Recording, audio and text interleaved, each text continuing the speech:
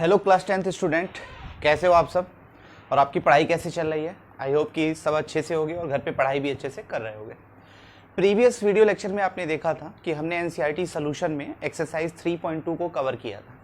उसके सारे क्वेश्चंस को आई होप कि आपने किया भी होगा। अब इस वीडियो लेक्चर में हम स्टार्ट करने जा रहे हैं एक्सरसाइज 3.3 के सॉल्यूशंस को। तो वीडियो स्टार्ट करने के पहले मैं आपसे रिक्वेस्ट करूंगा कि आप अपनी बुक लेके बैठें, क्योंकि यहाँ पे हमको पता है कि क्वेश्चंस को हम डिस्कस करेंगे, क्वेश्चन आप अपनी बुक से देखोगे। चलिए स्टार्ट करते हैं एक्सरसाइज 3.3।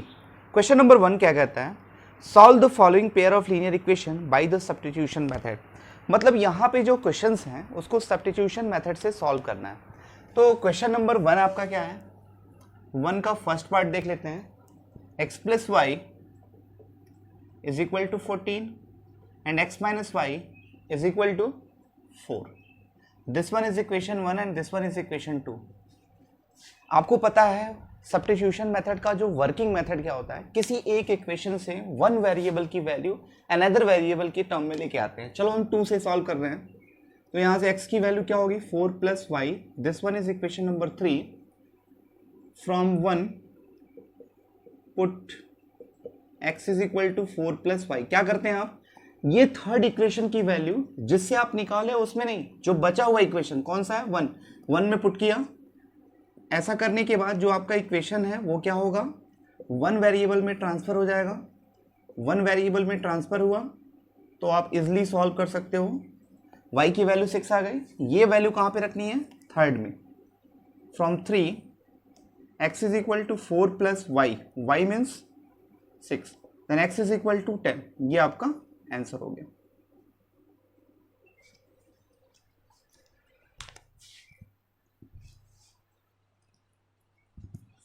सेकेंड पार्ट में देखते हैं। ये इक्वेशन आपके पास गिवन है। Suppose this one is equation 1 and this one is 2। इसको थोड़ा सिंप्लीफाई कर लेते हैं। एलसीएम क्या होगा, 6 होगा। 2s plus 3t is equal to 6। 2s plus 3t is equal to 36। इसको इक्वेशन 2 मानते हैं। चलिए यहाँ से सॉल्व कर लेते हैं। तो s की वैल्यू क्या होगी, t plus 3। This one is equation 3। From 1 में नहीं, इस बार क्या होगा 2 में पुट करना होगा, क्योंकि 1 से तो आपने वैल्यू निकाली है। 2 में पुट करते हैं। s के प्लेस पे ये 3 plus t plus 3t is equal to 36। 6 plus 2t plus 3t is equal to 36। ये 6 इस साइड आएगा, 3 plus 2 5t is equal to 30, then t is equal to 5 6 जा, t की वैल्यू 6 आ गई। From 3 s is equal to 3 plus t means 6, ये 9। तो यहां से t और s की वैल्यू आपने निकाल लिया।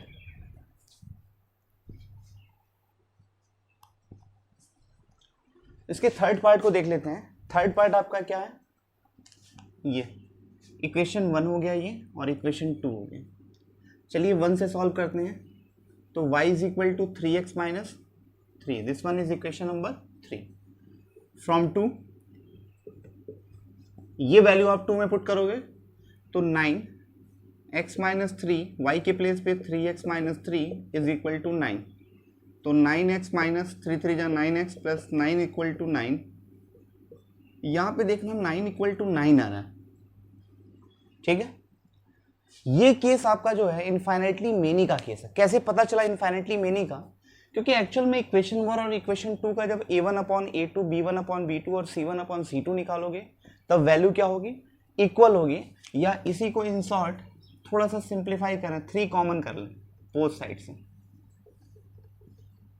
तो ध्यान से देखना, एक्चुअल में दोनों इक्वेशन क्या है, दोनों इक्वेशन सेम है कि नहीं। जब दोनों इक्वेशन सेम है मतलब ओवरऑल क्या है, एक ही इक्वेशन है, और एक इक्वेशन से 2 अननोन की वैल्यू आप नहीं निकाल सकते हो। उस केस में जो सोल्यूशन आता है वो कितना आएगा, इनफाइनाइटली मेनी। तो इस पर्टिकुलर क्वेश्चन में x और y की कितनी वैल्यू एग्जिस्ट करेंगे, इनफाइनाइटली मेनी।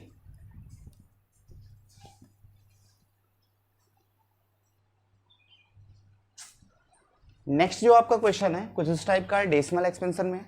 तो आप डेसिमल से परेशान मत हो, सबसे पहले इसको सिंप्लीफाई कर लेते हैं। सिंप्लीफाई करने का मतलब क्या हुआ, देख लो डेसिमल कितने प्लेसेस पे है, 1 प्लेस पे है।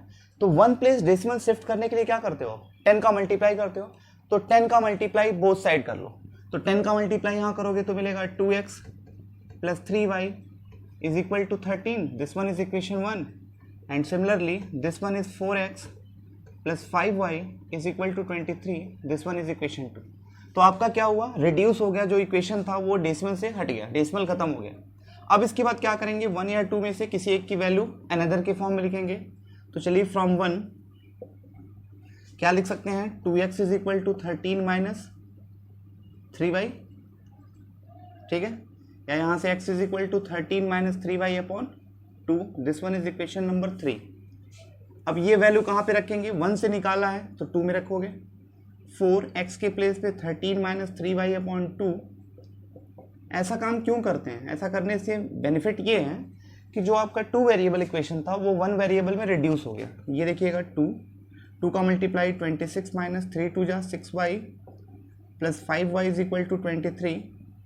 ये सॉल्व करेंगे तो 26 minus y is equal to 23, then y is equal to 3, क्योंकि इस साइड आएगा तो 3 मिल गया। अब ये वैल्यू कहाँ पे रखोगे, फ्रॉम 3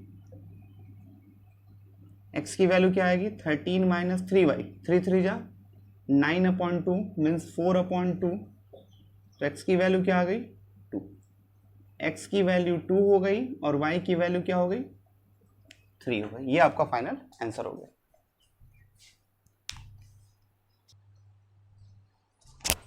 नेक्स्ट क्वेश्चन देख लेते हैं, इसमें रूट के क्वेश्चंस हैं, तो चलिए किसी एक से सॉल्व करते हैं। फ्रॉम 2 प्रोसेस सेम है, root 3x is equal to क्या होगा, root 8y and x is equal to root 8 upon root 3y। आप चाहो तो इसको एक ही रूट में लिख सकते हो, ये ऐसे करके, this one is equation number 3। अब ये वैल्यू 1 में पुट कीजिए, फ्रॉम 1 रूट 2 x के प्लेस पे क्या है, root 8 upon root 3y plus root 3y is equal to 0। 8 2 जा 16, रूट 16 की value 4 upon root 3y plus root 3y equal to 0। LCM क्या होगा, root 3 4y plus root 3 into root 3 3y, ये 0 में चला गया तो 7y is equal to 0, this imply y की वैल्यू कितनी हो गई 0।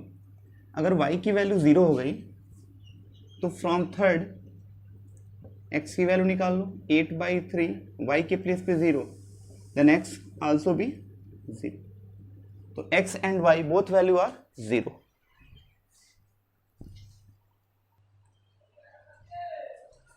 नेक्स्ट क्वेश्चन को देख लेते हैं।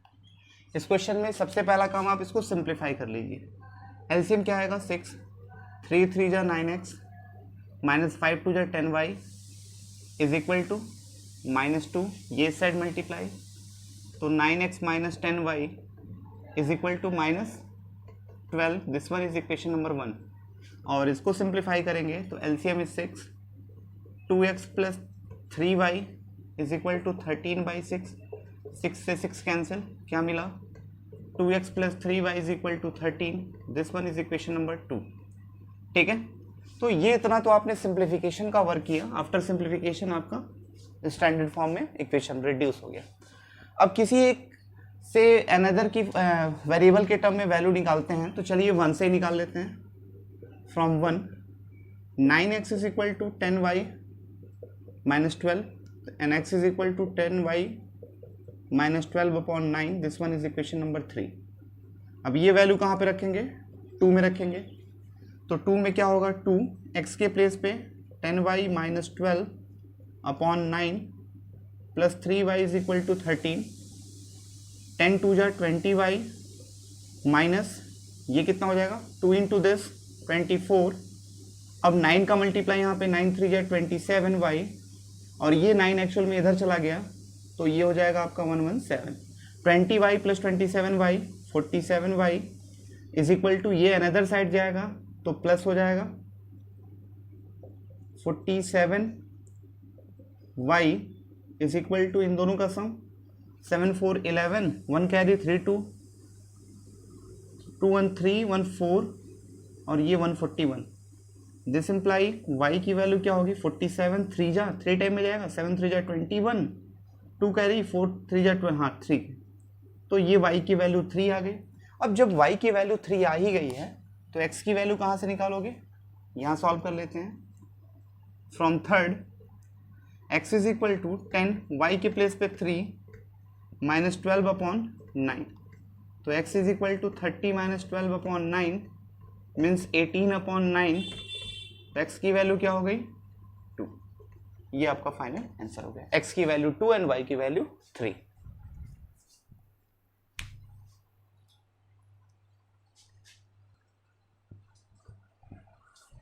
क्वेश्चन नंबर 2 को देखते हैं। 2 में क्या कर रहा है, solve this and this equation and hence find the value of m for which y is equal to mx plus c। इसमें क्या है, एक pair of linear equation given है, इस पेयर ऑफ लीनियर इक्वेशन को सॉल्व करेंगे, फिर यहां से m की वैल्यू भी निकालनी है। चलिए इसको इक्वेशन 1 मान लेते हैं, ये इक्वेशन 2 है और ये इक्वेशन 3 है।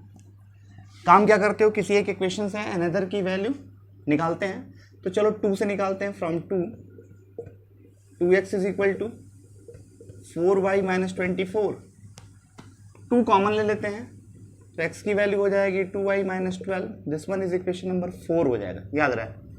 अब ये वैल्यू कहाँ पे रखेंगे, 1 में। फ्रॉम 1 टू x के प्लेस पे 2y minus 12 is plus 3y is equal to 11, ये 4y minus 24 plus 3y is equal to 11, 4 3 7y, और ये सेट जाएगा तो 24 प्लस 11 35। देखिएगा ये 24 माइनस है, इधर जाएगा तो कितना हो जाएगा, 24 प्लस 11 35, 7 5 जो 35, y की वैल्यू कितनी आ गई 5 आ गई। अब ये y की वैल्यू 5 आ गई है, तो अब हमको चाहिए x की वैल्यू, तो x कहाँ से निकलेगा, from 4 x is equal to 2, y के प्लेस पे 5 minus 12, then x is equal to 10 minus 12, x की वैल्यू कितनी आ गई -2। अब x की वैल्यू भी आ गई, y की वैल्यू भी आ गई, अब आपको क्या निकालना है, m की वैल्यू चाहिए।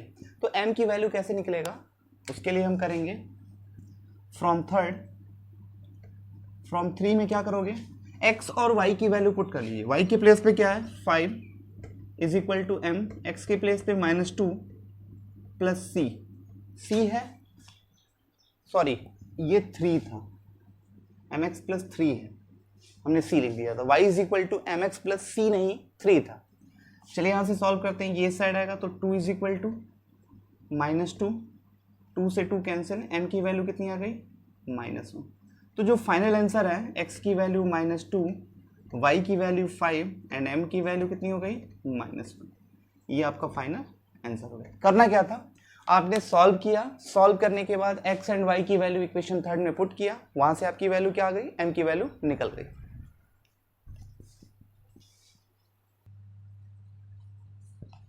अब इसके बाद क्वेश्चन नंबर 3 को हम डिस्कस करने जा रहे हैं। 3 में क्या कर रहा है, form the pair of linear equation for the following problems and find their solution bye substitution method.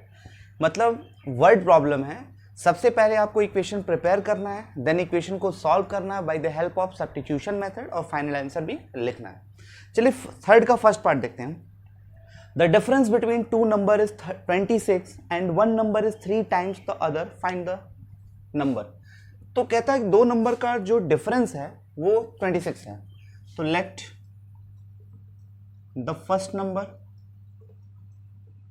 Is equal to x and the second number is y।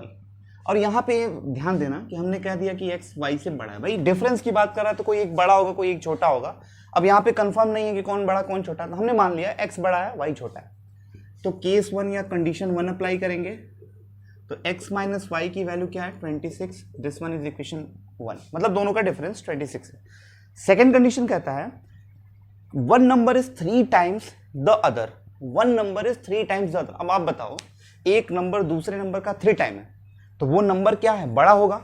तो केस 2 जो होगा उसको जब हम करेंगे तो x is equal to 3y, one number is 3 times the other, या इसको सिंप्लीफाई करेंगे तो x minus 3y is equal to 0, equation number 2। दो इक्वेशन मिल गए। अब दोनों इक्वेशन को सॉल्व करके वैल्यू निकालनी है। चलिए फ्रॉम 2 से ही निकालते हैं। x की वैल्यू क्या होगी 3y, this one is equation number 3। आप चाहते तो यहीं से रख सकते थे, कोई दिक्कत नहीं है, आपने इक्वेशन बना दिया। अब ये वैल्यू रखेंगे 1 में, फ्रॉम 1 x के प्लेस पे 3y minus y is equal to 26, 2y is equal to 26, then y is equal to 13। y की वैल्यू कितनी आ गई 13। अब रख दीजिए थर्ड में, from 3 x is equal to 3, y के प्लेस पे 13, तो कितना आ गया 39। मतलब जो फर्स्ट नंबर था वो 39 है और सेकंड नंबर क्या है 13 है। अब चाहो तो इसका आंसर क्रॉस चेक भी कर सकते हो, क्या कंडीशन सेटिस्फाई कर रहा है, दोनों का डिफरेंस 26 है, बिल्कुल सही है। क्या एक नंबर दूसरे नंबर का 3 गुना है, बिल्कुल सही है। तो ये आपका फाइनल आंसर हो गया।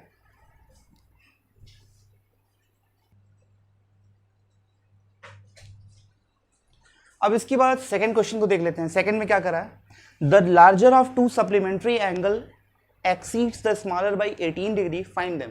सप्लीमेंट्री एंगल के बारे में पता है, the sum of two angle is 180 degree, तो यहाँ पे दोनों एंगल को हम क्या बोलते हैं सप्लीमेंट्री। एक एंगल बड़ा और एक छोटा है, तो सबसे पहले मान लीजिए लेट द क्या है larger angle is equal to x and the smaller angle is equal to Y.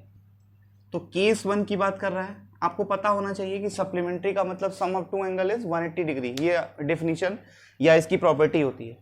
कहता है कि फाइंड देम। अब बताइए दोनों सप्लीमेंट्री हैं तो दोनों का सम क्या होगा 180 होगा, ये तो अंडरस्टूड है, ये दिया नहीं है उसमें, ध्यान से देखिएगा क्वेश्चन में नहीं दिया है, बस सप्लीमेंट्री बोला तो इसका मतलब दोनों का एंगल का सम 180 होगा। और केस 2 क्या कह रहा है, one angle is 18 larger than या 18 एक्सीड्स द स्मॉलर, मतलब x माइनस वाई की value 18, this one is equation 2। चलिए 2 से सॉल्व करते हैं, x की value 18 plus y, this one is equation number 3। ये वैल्यू कहाँ पुट करेंगे 2 में नहीं, क्योंकि ये तो सॉल्व किए हो, जो नहीं सॉल्व किए उसमें 1 में आते हैं। फ्रॉम 1 x के प्लेस पे 18 plus y is equal to 180, this imply 2y is equal to 18 इधर जाएगा तो 162, then y is equal to 81। y की वैल्यू कितनी आ गई 81। अब थर्ड में आ जाइए, इक्वेशन थर्ड से x is equal to 18 plus 81, then x is equal to 99 degree. तो x की वैल्यू 99 डिग्री और y की वैल्यू कितनी आ गई 81 डिग्री। जो लार्जर एंगल है वो 99 और स्मॉलर एंगल कितना हो गया 81 डिग्री।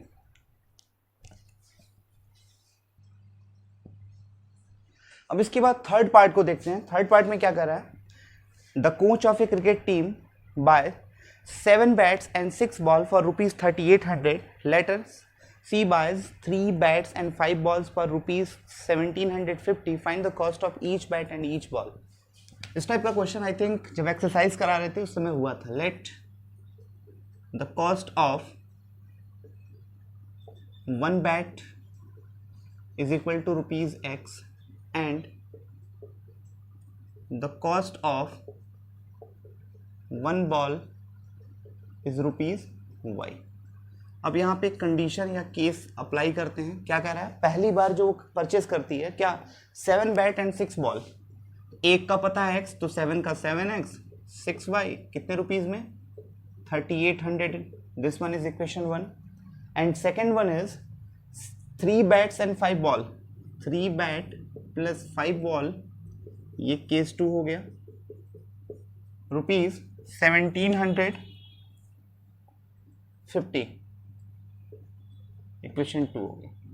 करते क्या है, किसी एक इक्वेशन से चलिए 2 से सॉल्व करते हैं। 2 से 3x is equal to 1750 minus 5y, then x is equal to 1750 minus 5y upon 3, this one is equation number 3।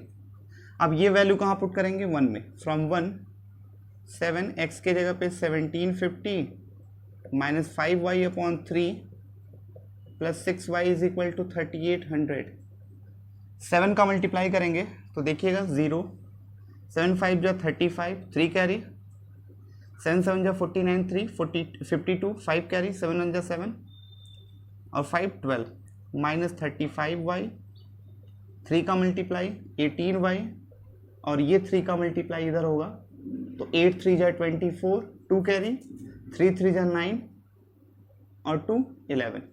यहाँ पे आपका हो जाएगा 12250 minus 17y is equal to 11400।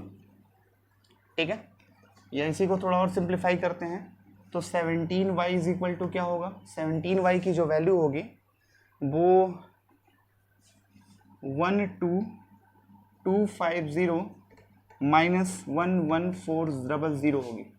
इसके बाद हम सॉल्व यहाँ कर लेते हैं। 17y इज इक्वल टू, जब आप माइनस करोगे तो वैल्यू कितनी आएगी, 12 माइनस 4 8 11, ये इतना हो गया।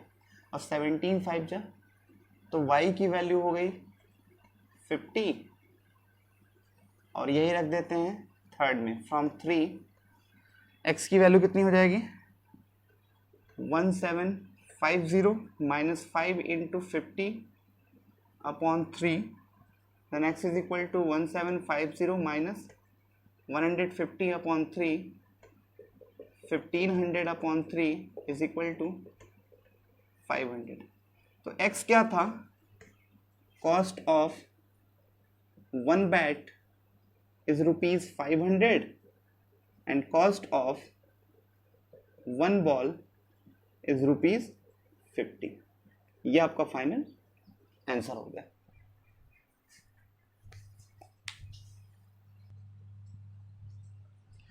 नेक्स्ट इसके फोर्थ पार्ट को देखते हैं। फोर्थ पार्ट में कह रहा है the taxi charges in a city consist of a fix charge together with the charge for the distance covered. For a distance of 10 kilometre the charge paid is rupees 105 and for a journey of 15 kilometre the charge paid is rupees 155। What are the fix charge and the charge per kilometre? How much does a person have to pay for travelling a distance of 25 kilometre? तो यहाँ पे देख लेते हैं, taxi का case है तो let the fix, एक क्या है, फिक्स चार्ज की बात कर रहा है। The fix charge is rupees x and charge per kilometre is rupees y। तो केस 1 या कंडीशन 1 की बात करेंगे तो पहली बार क्या है कि वो कितना डिस्टेंस ट्रेवल कर रहा है, 10 किलोमीटर के लिए। तो फिक्स चार्ज प्लस 10 किलोमीटर का प्राइस रुपीस कितना पे करता है, 105। This one is equation number 1 and case 2 is what, अब अगली बार वो कितना जाता है, 15 किलोमीटर। तो 15 kilometre fix charge plus 15 kilometre कितना पे करता है, 155। This one is equation number 2। Solve करते हैं from 1, x is equal to 105 minus 10y, this one is equation number 3. Using this value in equation 2, x के place पे क्या put करना है, 105 minus 10y plus 15y is equal to 155। ये आपका हो जाएगा minus 5y और ये इधर जाएगा तो सॉरी माइनस 5 नहीं 5y, ये इधर जाएगा तो 50।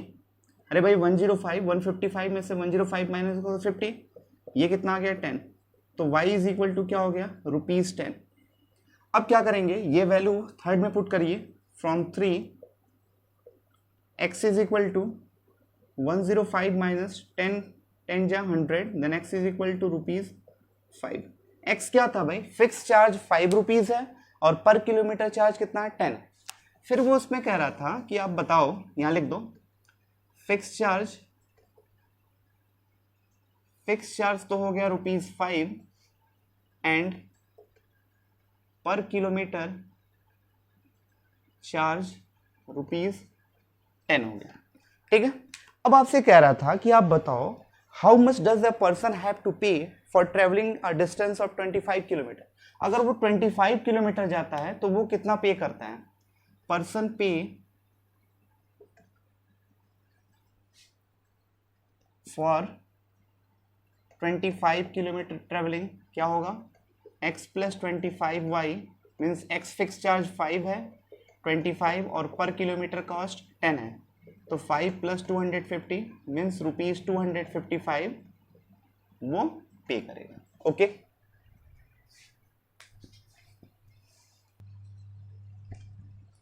नेक्स्ट पार्ट को देखते हैं। नेक्स्ट पार्ट में क्या कर रहा है, A fraction becomes 9 by 11 if 2 added to both the numerator and the denominator. If 3 added to both the numerator and denominator, it becomes 5 by 6. Find the fraction. Fraction की बात कर रहा है, तो लेट फ्रैक्शन की जब बात हम करते हैं तो न्यूमरेटर और डिनोमिनेटर होता है. Let numerator is equal to x and कितना फ्रैक्शन है एंड द डिनोमिनेटर पहले मान लेते हैं denominator is equal to y. Then fraction is equal to x upon y. Equation number 1. भाई फ्रैक्शन में न्यूमरेटर और डिनोमिनेटर दोनों होता है, तो न्यूमरेटर ये है, डिनोमिनेटर है, तो फ्रैक्शन ये होगा. इक्वेशन 1. अब कंडीशन अप्लाई करते हैं. केस 1 कहता है कि fraction becomes 9 by 11 2 added to both numerator and denominator. मतलब न्यूमरेटर में भी हमने 2 ऐड कर दिया और डिनोमिनेटर में भी 2 ऐड कर दिया, तो फ्रैक्शन हो गया 9 by 11. इसको अगर सिंप्लीफाई करते हैं, cross multiply, 11x plus 22 is equal to 9y plus 18, या 11x इज इक्वल टू क्या होगा, या 11x की वैल्यू ना 9y की वैल्यू निकाल लेते हैं. 11x ये इधर आएगा तो प्लस 4, या y is equal to 11x plus 4 upon 9. Equation number 2 solve कर लिया एक कंडीशन से. दूसरी कंडीशन से देख लेते हैं. दूसरी बार कहता है कि if 3 added to both numerator and denominator it becomes 5 by 6. अगर हम न्यूमरेटर में भी 3 और डिनोमिनेटर में भी 3 ऐड कर दिए तो फ्रैक्शन बिकम्स 5 by 6. इसको सिंप्लीफाई कर लेते हैं, तो 6x plus 18 is equal to 5y plus 15, और यहाँ से अगर हम वैल्यू निकालना चाहें तो 6x minus 5y plus 3 equal to 0. This one is equation number 3. ठीक है, ये इक्वेशन नंबर 3 हो गया. अब ये वैल्यू यहाँ पे पुट कर दीजिए. फ्रॉम 3 क्या लिख सकते हो आप, 6x माइनस 5y, y के प्लेस पे क्या है भाई, 11x plus 4 upon 9 minus plus 3 है इक्वल टू 0. एलसीएम हो जाएगा इसका 9, 9 6 जा 54, 11 5 जा 55, माइनस 5 4 जा 20, 9 3 जा 27 इक्वल टू 0. भाई 9 0 में चला गया. ये वैल्यू आ गई minus x plus 7 equal to 0. Then x is equal to 7. X की वैल्यू क्या आ गई, 7 आ गई. अब इसके बाद देख लेते हैं, ये 7 आ गई है, तो from 2 y is equal to 11, 7 plus 4 upon 9, 11 7 जा 77 plus 4 upon 9, then y is equal to 81 upon 9 means 9. y की वैल्यू कितनी हो गई, 9. मतलब x और y की वैल्यू पता हो गई. Then fraction is x upon y होता है 7 अपॉन 9. ये आपका आंसर. भाई x और y की वैल्यू पता हो गई तो फ्रैक्शन क्या था, x अपॉन y y ही तो था, न्यूमरेटर अपॉन डिनोमिनेटर.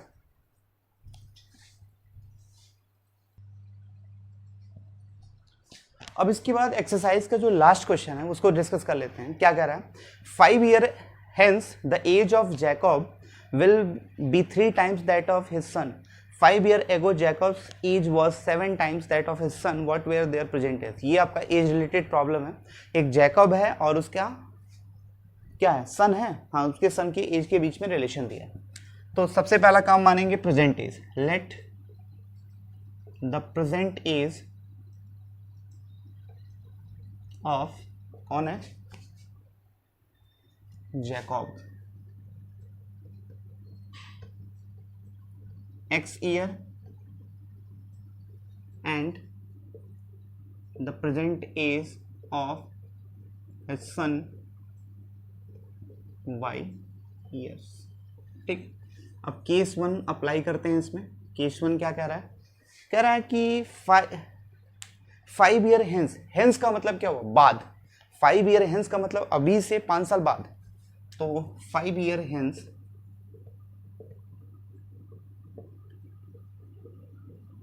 जैकॉब्स एज कितनी हो जाएगी भाई, इस समय x है तो 5 साल के बाद x + 5, और सन्स एज कितनी हो जाएगी y + 5 ईयर्स। अब इसमें कंडीशन ये कह रहा है कि 5 year hence Jacob will be 3 times the age of son. तो जैकॉब की जो एज है वो अपने सन की एज की 3 टाइम, यही मतलब हुआ।